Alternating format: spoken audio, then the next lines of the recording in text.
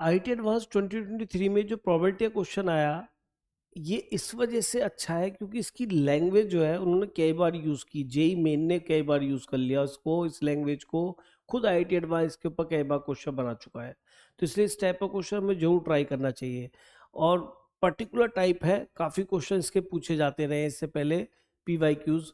तो ये कहता है consider an experiment of tossing a coin repeatedly until the outcomes of two consecutive tosses are same.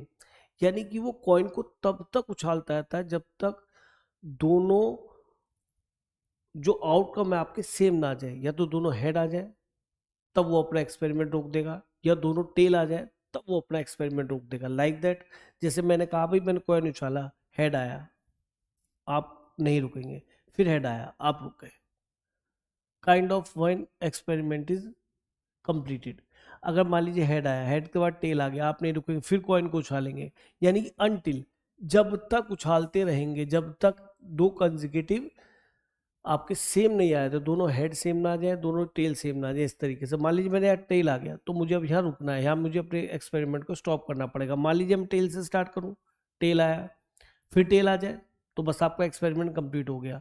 अब मान लीजिए ऐसा हो सकता है 3 बार में ऐसी कहानी बने, मैंने मान लीजिए हेड लाए, फिर यहाँ पे टेल आया, फिर टेल आ गया, तो यहाँ पे आपको एक्सपेरिमेंट को स्टॉप करना पड़ेगा।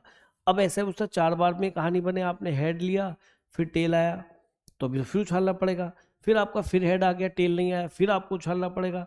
फिर मान लीजिए आपका फिर से हेड आ गया, तो आपको रुकना पड़ेगा क्योंकि दोनों सेम यहाँ पे आ गए हैं। तो इससे तो जो प्रोसेस है इन्फिनिटी तक चल सकता है।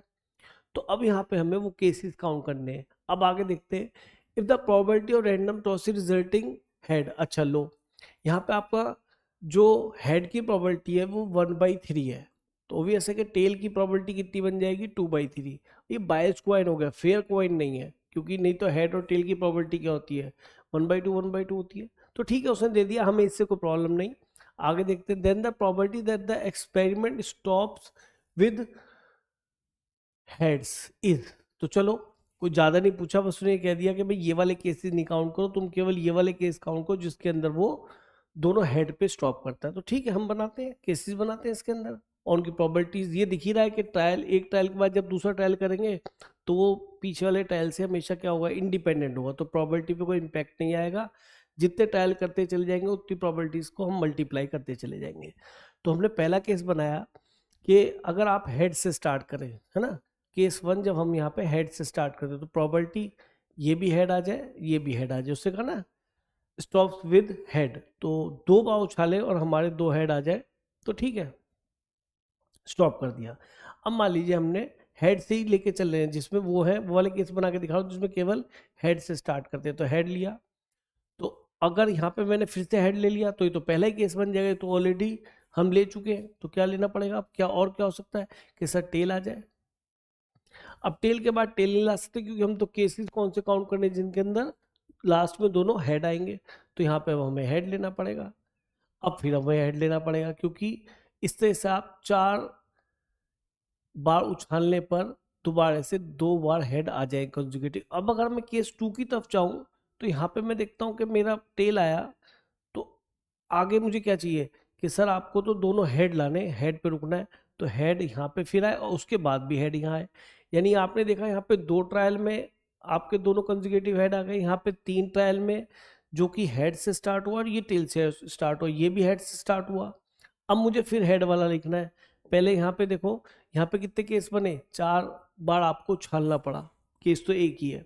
इसके बाद आगे चलते हैं कि अब हम ये देखते हैं कि 3 वाला हो गया, 4 वाला, 3 वाला यहाँ पे एक आ गया। अब यहाँ से आगे चलते हैं कि हमने टेल से स्टार्ट करा, फिर आपका हेड आए। अब उसके बाद अगर हेड तुमने दोबारा ले लिया तो फिर तो स्टॉप यहीं पे हो जाएगा, वो केस हम पहले कंसीडर कर चुके हैं। तो अब की बार हमने क्या किया, यहाँ पे टेल लिया। अब टेल के बाद टेल तो ला नहीं सकते क्योंकि हमें तो वो वाले केस काउंट करने में दोनों हेड आए लास्ट में, तो यहाँ पे फिर यहाँ पे हेड आएगा और फिर यहाँ पे हेड आएगा। तो कितनी बार उछालना पड़ा, 1 2 3 4 5, यानी कि ये these are cases they are started from H and these are cases they are started from T. फिर एक और आपको बना के दिखाता हूँ, इनको एक साथ ही बना सकता था, मैंने अलग अलग बनाना ये इसलिए जरूरी समझा कि बच्चा समझ पाए कि हाँ भाई टेल से भी स्टार्ट कर सकते हैं, हेड से भी स्टार्ट कर सकते हैं, क्योंकि ये बात अगर मैं इसके साथ ही बनाया था तो वो बात इसमें खो जाती है थोड़ी, और कोई वजह नहीं है। अब मैं कहाँ पे आया कि सर हेड से स्टार्ट करो, तो टेल आ गया, क्योंकि हेड दोबारा लिया तो ये यहीं पे स्टॉप कर जाएगा। टेल में ला नहीं सकता कि दोनों टेल मुझे चाहिए नहीं, फिर मैंने हेड लिया, फिर मैंने टेल लिया कि सर ये वाला केस तो यहाँ पे आ चुका कि अब की बार आपको क्या लेना है, हेड। दोबारा से देखो, अगर यहाँ पे हमने हेड टेल और अब की बार क्या आएगा तुम्हारा हेड और आ जाएगा, तो दोनों हेड अगर तुम्हारा आ जाएगा तो यहाँ पे आपको रुकना पड़ेगा प्रोसेस को। तो यहाँ पे 2 2 4 और 2 6, यानी कि ये 6 बार हो गया। आगे यहाँ पे देखो, अब आपने टेल से स्टार्ट कर, टेल हेड, हेड ही लाना पड़ेगा, 2 टेल आ जाएंगे गड़बड़ हो जाएगी। और यहाँ पे हेड लिया है तो ये पुराना वाला केस बन जाएगा, ये वाला पहला। तो यहाँ पे फिर टेल चाहिए, फिर हेड चाहिए, क्योंकि अगर फिर टेल तो ला ही नहीं सकता, 2 टेल कंसेक्यूटिव हो जाएंगे। हेड नहीं ला सकते क्योंकि फिर ये पहले वाला केस हो जाएगा, तो फिर यहाँ पे टेल ही लाएंगे, फिर हेड आएगा, फिर हेड आएगा। तो यहाँ पे कितनी बार उछालना पड़ा, 1 2 3 4 5 6 7। तो देख रहे हैं कि आप यहाँ पे इवन नंबर टाइम्स हम उछाल रहे हैं, यहाँ पे क्या ऑड नंबर्स टाइम उछाल रहे हैं, ये दोनों ही केस आपके ऐड होंगे। तो हेड आने की प्रोबेबिलिटी क्या, 1/3। तो 1/3 इंटू 1/3 हेड इंटू हेड, ये भी हेड आ रहा है, वो दूसरा भी अगला भी हेड ही आ रहा है। तो एक तरह देखा जाए तो ये बन गया 1/3 का स्क्वायर, यानी कि 1/9। चाहे ऐसे लिख लो चाहे 1/9 लिख लो। अब यहाँ पे हेड आया, हेड की प्रोबेबिलिटी 1/3, टेल की प्रोबेबिलिटी 2/3, फिर दोनों कंसेक्यूटिव हेड आ गए तो 1/9, 1/3 इंटू 1/3। अब यहाँ पे पहुंचे आगे, फिर हेड की प्रोबेबिलिटी 1/3, टेल की प्रोबेबिलिटी 2/3, फिर से 1/3, फिर से ये टेल 2/3 और फिर हेड की 1/3 1/3 1/9। मैं जान के 1/9 लिख के दिखा रहा हूँ, नहीं तो 1/3 इंटू 1/3 भी लिख सकता था कि आप समझे कि हाँ भाई यहाँ पे 2 कंसेक्यूटिव हेड आ गए। अब आप देखिए इसको कितने से मल्टीप्लाई करें, 2/9 से, तो ये इस पे पहुंच जाएगा। इसको भी 2/9 से मल्टीप्लाई कर दें, क्योंकि बाकी ये तो सेम ही है, तो इनफाइनाइट जीपी बन जाएगी। और जिसका सम होगा a/1 माइनस आर, आर कितना था 2/9, तो रिजल्ट आ जाएगा 1/9 अपॉन 7/9, दैट इज 1/7। यहाँ तक सम आ गया। अब इसमें देखिए प्रोबेबिलिटी क्या बनने वाली, टेल की प्रोबेबिलिटी 2/3, हेड की प्रोबेबिलिटी है 1/3 और 1/3, यानी कि 1/9 कर दूँ, 2 कंसेक्यूटिव हेड को दिखाने के लिए आपके लिए। टेल की प्रोबेबिलिटी 2/3, फिर हेड की 1/3, फिर टेल की 2/3, फिर हेड की 1/3 1/3 1/9। फिर आगे देखो ये भी इनफाइनाइट जीपी बनेगी, टेल की 2/3, हेड की 1/3, फिर टेल की फिर 2/3, फिर 1/3, ये भी 2/3 और ये हो गया 1/9।